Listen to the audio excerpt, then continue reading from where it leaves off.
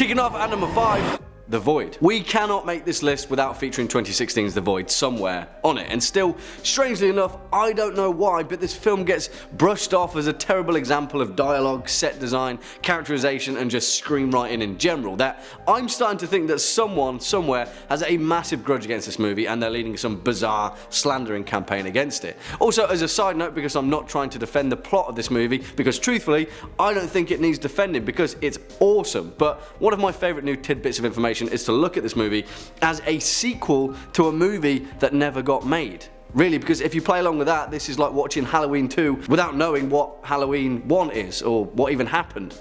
And if that's the case, for me anyway, it makes the whole incomprehensible cosmic horoscope even greater. Really, the whole point of cosmic horror is to orchestrate a fear of the unknown. And yeah, guys, that's The Void. Also, this film is just gorgeous and has some of the greatest physical effects of this decade. I'm just saying. Written and directed by Steven Kostanski and Jeremy Gillespie, The Void is essentially a horror movie under siege from a maligned cosmic horror death cult in the only place where such a movie like that could ever plausibly take place, a hospital. It begins with local deputy Daniel Carter finding James, a character that has just fled the supposed imprisonment of the aforementioned cosmic cult, who is covered in blood and crawling on the roadside. Obviously, as you do, Deputy Carter takes him to the local hospital where his estranged wife Allison works. They're joined by Dr. Powell, Nurse Beverly, Kim the intern, a pregnant patient named Maggie, her grandfather Ben, and a pretty bum out of luck patient, Cliff. And well, that's all the components that we would ever need should any of those previously mentioned characters suddenly develop a strange urge to burst at the seams and then start flaying people's faces off, presumably under the cosmic influence of a terrifying, triangular, black pyramid empire. Honestly, I don't want to say any more in fear of ruining this gem of a movie, but start to finish, this is one of the finest examples of cosmic horror captured on recent film. If someone ever tells you that this film sucked, then tell them to be quiet. They're wrong. Swinging in at number 4, Banshee Chapter, 2013. Two things that go together better than an awkward handshake and a strangely limbed cultist are the two particular narrative devices in question here. Cosmic horror and mind-altering chemical substances, particularly dimethyltryptamine and maybe like the Heidi's star cluster, but that's just my best guess. I don't really know, my directions are off. The thing is, you may have been aware of this movie, 2013's Banshee Chapter, and been bogged down by its gung-ho use of jump scares, but that's not why this movie is here. This movie is here because it's one of the most successful horror movies of recent times to accurately portray the mind-altering gravitas of the cosmic horror genre. It's difficult to pin down because you could argue, why aren't Jacob's Ladder or Altered States part of that niche? And well, I'd say that's a good question, but whilst those films skirt around the edges of truth and non-truth, Banshee Chapter gives no such ambiguity. That mind is a terrifying place, particularly if it's in lieu of a species from another dimension, but I think I've said too much already. Written and directed by Blair Erickson and produced by Zachary Quinto, yes, that's Zachary Quinto, Banshee Chapter is a found footage piece that tells the tale of James Hurst, played by Michael McMillan, a young amateur sleuth who is in investigative pursuit of Project MK Ultra. Yes, that one. As part of that research, he decides to take the same drug used in the MK Ultra experiments, DMT-19, and whilst his friend films his reaction, soon a bizarre musical hum and strange voices begin to broadcast themselves from a nearby radio, announcing that something or someone is coming towards the house and that it wants to wear them.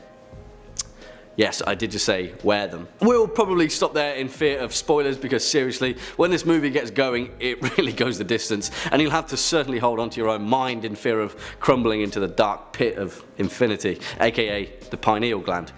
Yeah, you're correct. This film is based on Lovecraft's 1920 short story From Beyond and also pretty much a recombobulation of the 1986 Stuart Gordon film of the same name, but that doesn't make it any less awesome. This one well and truly hit the nail on the head. Next up at number 3, In the Mouth of Madness, 1995. And listen guys, I could stand here all day with a smile on my face and that could probably suffice for this particular number 3 entry, but really, I'm sure that we can all hold this film up in the highest of regard as one of the finest examples of not only cosmic horror, but metafictional, physical, maybe, horror. You see, John Carpenter is a genuinely sublime filmmaker and he took all of the key components laid out by Lovecraft and decided to retroactively fit his own form into cosmic horror. In many ways, I like to think of In the Mouth of Madness as a greatest hits version of everything that makes the strange and the bizarre tick. And so you may be thinking, why the hell is it only number 3 then? Shut up, Jack. And whilst my response to that is our final 2 entries are as close to cosmic horror perfection as it can come, this one is perhaps the gatekeeper. Although it will just take a moment or two of folding your own existence upon itself and then being chased down a corridor of unspeakable horror.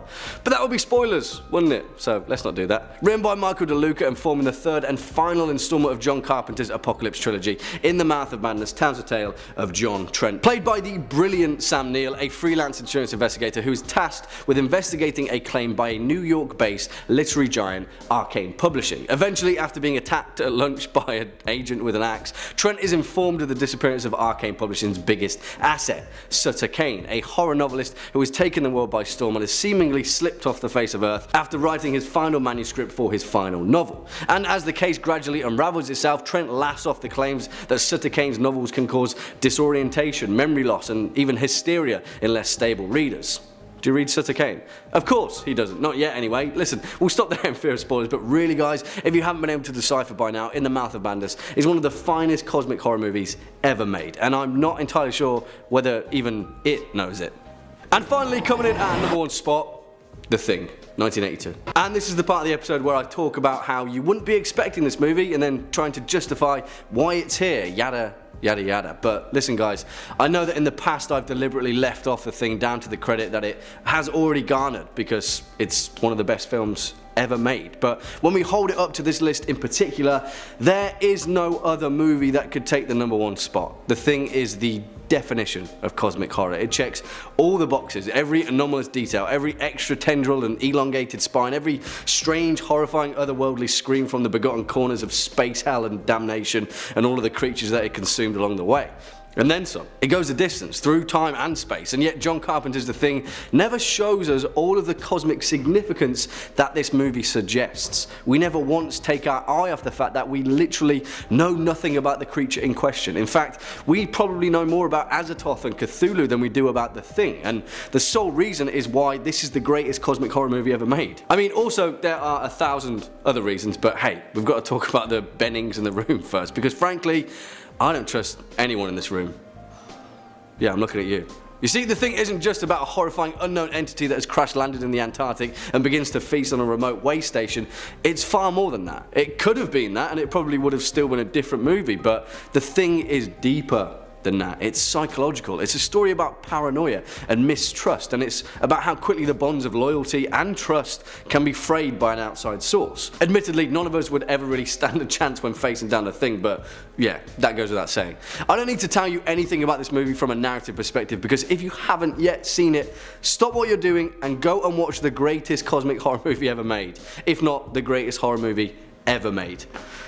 Yeah, that's all there is to it. The Thing, number 1. Of course. Coming in at 5, Pandorum. Released in 2009 and directed by Christian Albert, Pandorum centers on 2 astronauts that wake up in what seems like a pitch-black spacecraft. Disoriented and unable to remember who they are or what their mission was, they quickly discover they are not alone. Now, solely based on aesthetics, Event Horizon and Pandorum have a lot in common. And a quick fact for you folks out there, the word Pandorum actually refers to what happens to the human psyche as a result of deep space hibernation. It is characterized by a feeling of abandonment and hopelessness alongside dementia symptoms. Now, the movie literally begins with 2 flight crew members waking up from hibernation on board the Elysium, only to discover it's abandoned and experiencing power fluctuations. They explore and discover some crew members alive and sane, alongside cannibalistic humanoid creatures that are hunting them down. Now, this particular film does have many ties to Lovecraftian horror, because the madness does not come from the creatures themselves, but the humans who are pushed to insanity. Coming in at number 4 is Maki. Released in 2000 and directed by Higuchinsky, the movie centers on Kiri and Shuichi, who are friends in a small town who begin to notice that Shuichi's father, Toshio, has become utterly obsessed with snails, videotaping them in his garden and gathering items that resemble the spiral patterns on their shells. Kiri begins to see spirals elsewhere too, even in the way people dress and comport their bodies. The movie is of course based on the manga of the same name and is an overlooked gem that sadly didn't gain the recognition it deserved during the horror boom of the late 90s and early 2000s. This is well and truly a nightmare movie, with a small town literally being turned into spiral-shaped creatures. Can you imagine that? The terror that unfolds is otherworldly, but at the same time confirms our theories that there is more going on in the universe than we know. Even better, The film never tells us why these strange occurrences are happening, just that one day we're living our lives and the next we're snails. You never know when it might happen. Honestly, this film is beautiful and daring and just downright terrifying, so if you haven't checked it out yet, do it now. Coming in at number 3, Absentia. As we know, not all cosmic horror has to be centered around outer space, with Absentia specifically bringing the horror down to earth. Released in 2011 and directed by everyone's new favorite director Mike Flanagan of Haunting of Hill House fame, Absentia centers on a woman and her sister who begin to link a mysterious tunnel to a series of disappearances, including that of her own husband. Trisha is a woman in California whose husband has been missing for 7 years, and as she's preparing to declare him dead, her sister arrives with new information about a strange tunnel near their home. The film is in the same creative vein as Don't Be Afraid of the Dark and Pan's Labyrinth, with the two characters being drawn into the influence of a strange supernatural world, referred to as underground,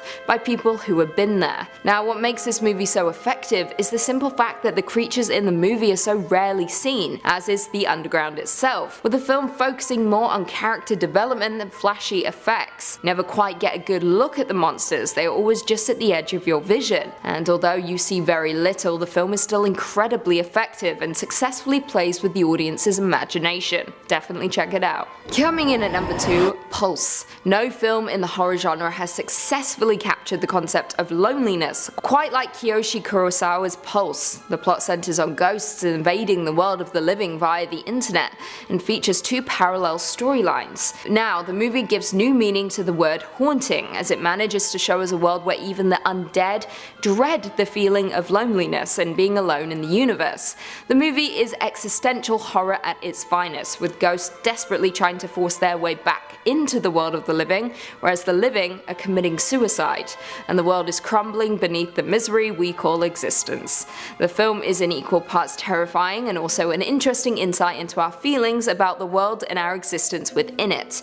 Plus, no fear is as great as the fear of not feeling anything at all. The film received rave reviews upon release, with the New York Times stating, "There are very few moments in Kiyoshi Kurosawa's fiercely original, thrillingly creepy horror movie that doesn't evoke a dreamlike dread of the truly unknown." And honestly, no truer words have been spoken. This film should be feasted upon, and if you haven't checked it out yet, go do it now. And finally, coming in at number 1, Sunshine. Directed by the legendary Danny Boyle and released in 2007, Sunshine centers on a team of astronauts who are assigned the huge responsibility of saving the sun. That's right, the entire sun.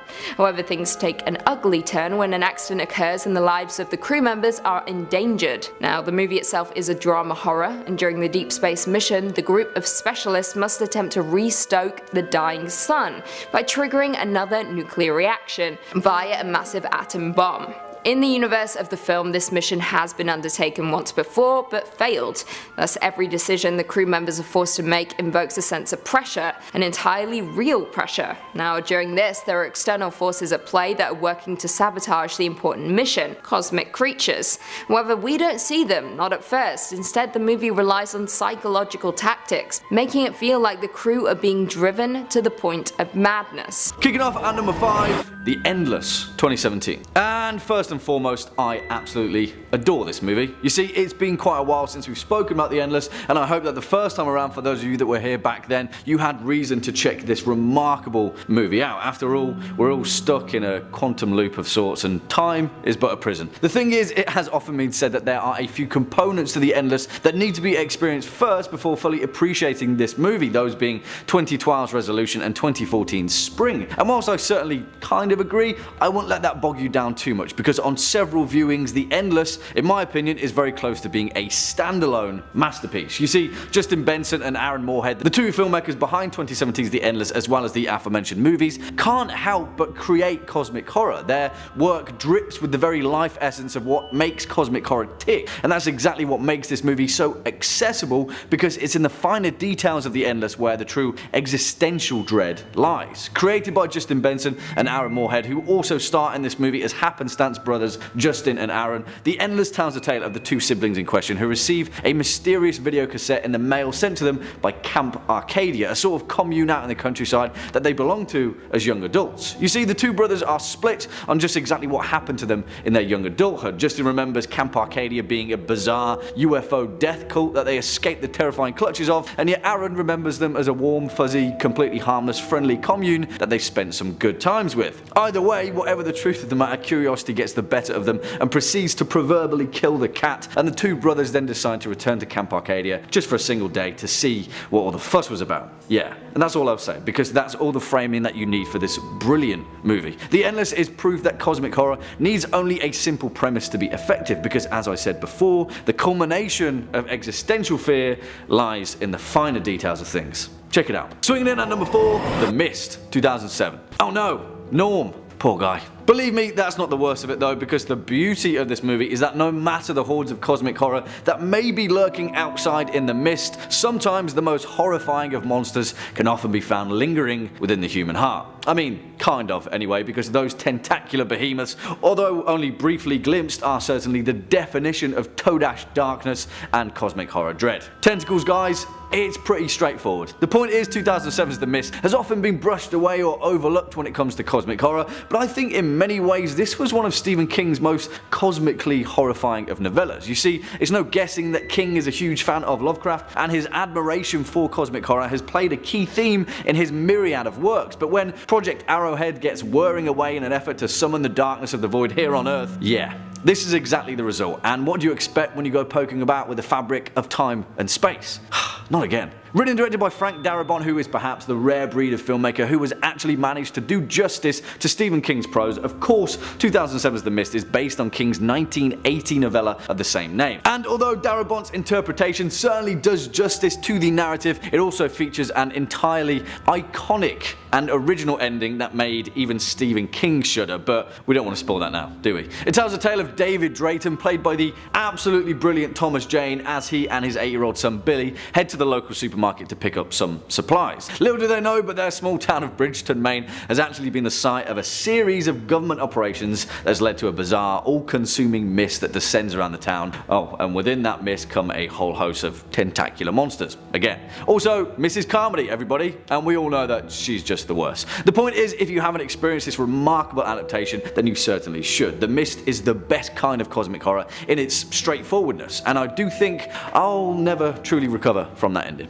Next up at number 3, The Cabin in the Woods, 2012. The Harbinger's online too. Now that's a call you should never miss. Truth be told, on first viewing, that should have really been a warning sign. But hey, Joss Whedon manages to craft such a breakneck cosmic horror ride in 2012's The Cabin in the Woods that you might not ever truly understand what you're watching until it's too late.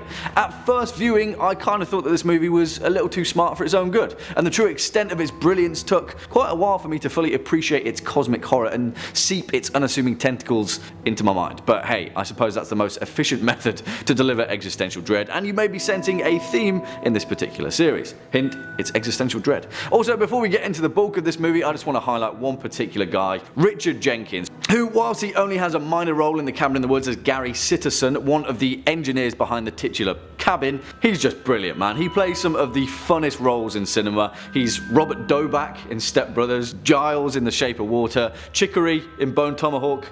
Yeah, he's great. Side note over. Written and directed by Drew Goddard in his first ever movie since writing for Buffy, The Cabin in the Woods walks arm in arm with its other creator, Joss Whedon, who oversaw the process in all of his creative production brilliance as an outsider looking in with the intention of redefining slasher cinema from the clutches of the stark oversaturation of the torture porn genre. Now that's a sentence. It tells the tale of a group of college students, Dana, Holden, Marty, Jules and Kurt, who take a trip to a cabin in the woods for the weekend and in classic fashion find themselves at the behest of all manners of monsters of horror. You see, whilst this film may seem entirely straightforward, that's exactly where it wants you to be, and soon enough the veil is pulled back in a truly brilliant manner. I don't want to spoil anything, but the fact that this movie finds itself on this list may be a little telling, because it takes a while to figure out the cosmic horror behind this very evident cosmic horror movie. And yes, whilst it would take the entirety of this movie for you to fully realise the extent of that cosmic horror, the final moments are kind of eye-opening. This is also one of the finest horror movies of the 2010s,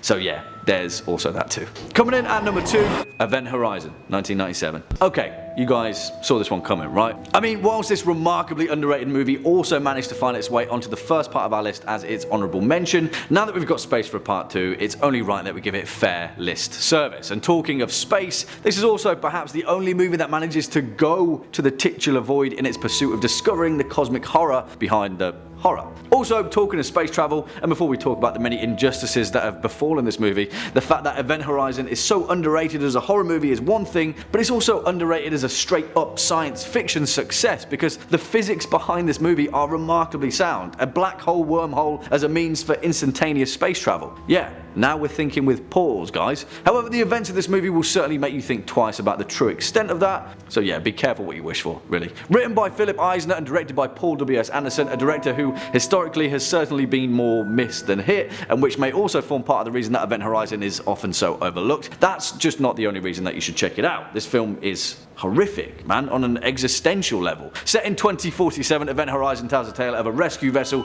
Lewis and Clark, that is dispatched to an area of Proxima Centauri to recover a long-lost vessel, the Event Horizon, that disappeared during its maiden voyage and had been considered lost for over 7 years before the brave crew of the Lewis and Clark decided to do something about it. Its crew, Captain Miller, played by the brilliant Lawrence Fishburne, alongside Lieutenant Stark, Pilot Smith, Medical Technician Peters, Engineer Ensign Justin, Dr. DJ, Rescue Technician Cooper, and of course Dr. William Weir, played by Sam Neill himself, the genius architect behind the Event Horizon's pioneering spacefaring technology. You see, Dr. Weir has a personal interest in rescuing his long-lost ship, as he was the one who designed the ship's experimental gravity drive, which in turn generates an artificial black hole that then bridges 2 points in space-time for instantaneous travel across astronomical distances. Sounds too good to be true? Well, yeah, I'll say no more. The performances of the film are fantastic. Sean Pertwee, Jason Isaacs, Kathleen Quinlan, Richard T. Jones, Jolie Richardson, and of course Neil and Fishburne themselves. This movie is great. It's as cosmic horror as it comes. Give it a watch, please. And finally, coming in at number 1 spot, Prince of Darkness, 1987. Okay guys, maybe you saw this one coming, maybe you didn't, but for the astute amongst you, you'll understand that John Carpenter's Apocalypse trilogy is now 3 for 3 on this cosmic horror list, and rightly so in my book. Yeah, The Thing pinched number 1 comfortably, and 1995's In the Mouth of Madness snipped a respectable 3rd spot, although it probably could have punched much higher. I'll just be in whatever. But I think the one that we left out, 1987's Prince of Darkness, rightfully deserves its placement here for an entirely different reason. Compared to the other 2 movies in the Apocalypse trilogy, Prince of Darkness is wholeheartedly unique, and in many senses it's one of the most unique films that John Carpenter has ever created. Yes, this movie is the definition of cosmic horror, but from an entirely different perspective. You see, this film handles religion in a manner of such cosmic significance that it turns the concept of an ape living on a pale blue dot who worships an all-powerful entity in the sky into one of the most existentially terrifying things imaginable. Now, that's not to say that this movie sets about to offend anyone, it just switches the way that we think of these things, and that is a remarkable thing for a horror director to do. Written and directed by John Carpenter, Prince of Darkness tells a tale of a mysterious priest played by the legend of horror cinema, Donald Pleasance himself, who invites a renowned physicist, Professor Howard Birack, along with his group of students to join him in the basement of a monastery belonging to the equally mysterious Brotherhood of Sleep, a supposedly ancient order who allegedly communicate with each other through their dreams. Here they are also in possession of a strange cylinder that contains a swirling green liquid that the priest believes to be sentient. What is it? Well, that's down to physics to decide. You see, the greatest function of John Carpenter's Prince of Darkness is that it manages to take the vast expansive space of cosmic horror and distill it down to a different level of existential dread. It takes the macro to the micro, and some of the themes that it covers, whilst perhaps not as obvious as some of his other movies, are some of the most challenging in cosmic horror cinema, if not horror cinema as a whole. And for that reason, it takes our number 1 spot here today. Give it a watch, because Prince of Darkness is just awesome. It really is. Coming in at 5, Life. Life is a 2017 sci-fi horror movie directed by Daniel Espinosa and follows a 6-member crew of the International Space Station that uncovers the first evidence of life on Mars. Now, while Sunshine, a movie we discussed in part 3, deals with what is potentially the end of life on Earth, Life is more concerned with some potential life forms on Mars. One member of the crew manages to revive a cell from a sample of an extraterrestrial organism. However, It rapidly grows into a multicellular organism that starts out as a scientific breakthrough but quickly turns into a creature feature when the organism escapes its containment unit and begins to consume whatever organic life it comes across. Life draws inspiration from The Thing from Another World, aka the novel which inspired the movie The Thing, particularly in terms of its monster. The alien itself, dubbed Calvin, possesses a ruthless survival instinct that pits it against the crew of the ISS. From a story and visual standpoint, the film shares a common theme with Alien, a movie which may make an appearance further down our list. The film depicts effortlessly the claustrophobia and isolation of space, with the cosmic horror styles contrasting beautifully, the feeling of isolation and the feeling you are definitely not alone. Coming in at 4, Beyond the Gates, 2016. Beyond the Gates is a 2016 horror film directed by Jackson Stewart and starring Barbara Crampton.